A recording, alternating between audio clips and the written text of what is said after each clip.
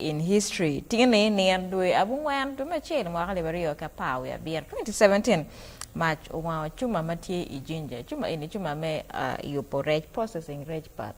Cuma pa one of the lanya me Uganda in Karim haji tiki hotels maduong ba Grand Imperial, Grand Imperial Resort ini ken cuma ngo kwiji mabalo teach padana maduong wang pa maji pa jimi ken ping pegen anyan maji wa je maduong gang kwan ga padana ni cha wa lera cuma memo eto at the end of the day to no report my can makatini the cause of the fire was ABCD atamane perma dirti kenyo because ke nero enikte wa ngeno temo 2017 yes. Nero matini imwale wario ka para bero kawa kumbeti ni roma no report any food pay how many years down the road duanta majmo wa when waduong petit report pa majmo mo karo make watching match in Owango command geno causing TN geno temo TN we appoint the same year towards the end of the year imwa ene bene Vitaform Vitaform wa yes Vitaform beti Jinja ko yes tiko no beno be mako match jimo wang maduong and Vitaform pa megwa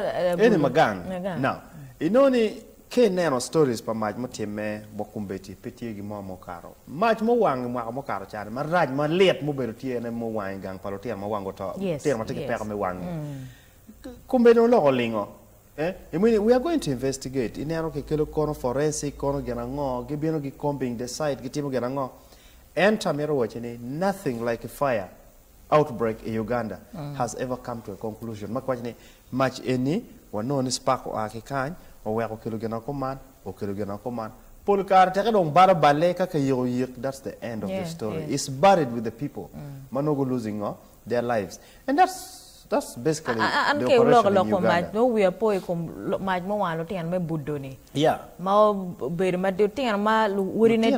Tian ma no lu wuri ki cher kate mo rescue bedak gi wang in the process. What tian what dire report me cause me match and going pio kate. Any generong down to ngiye yene take a ber chalo gen komwani kiri ka maj wang ko dong. Na wang do wang because kano ki kelo kongba magwa emenerva report pa match kuma eno ber command. And benefit match again. Most of the investigative stories in Uganda are never complete. Yes. Do we have enough investigators, or we just have personalities? They are investigators, and all it cuts across. Kono police, kono bili, kono mon, kono Gen American ngeni kangara mo balabal ka gwari chiki charo piri. Ka gwari ki Bollywood investigations are never there. Chao kana be ki karo ke buj no ngata ngepe. No ngata be ngepe. We are beneno wa kiri wa jema munye ke mako get wora eni. People who are roughed up in these funny operations. There's nothing that can pin them. We are just there. It's just a hustling procedure. Ngararo kwenyo pigi mama tiki evidence mada wachi tiba gina command. Ki charo ki investigating ka karo kere wachi da gina inote command. Mabene ka kama ki nonye peko tiye bene ki ngo ki apologizing. Kama bene ki nonye peko bene lokti ya da mir ki niri nate. Nobody has that time. People are always in a rush. Anyway, I never jimne pitu mabene.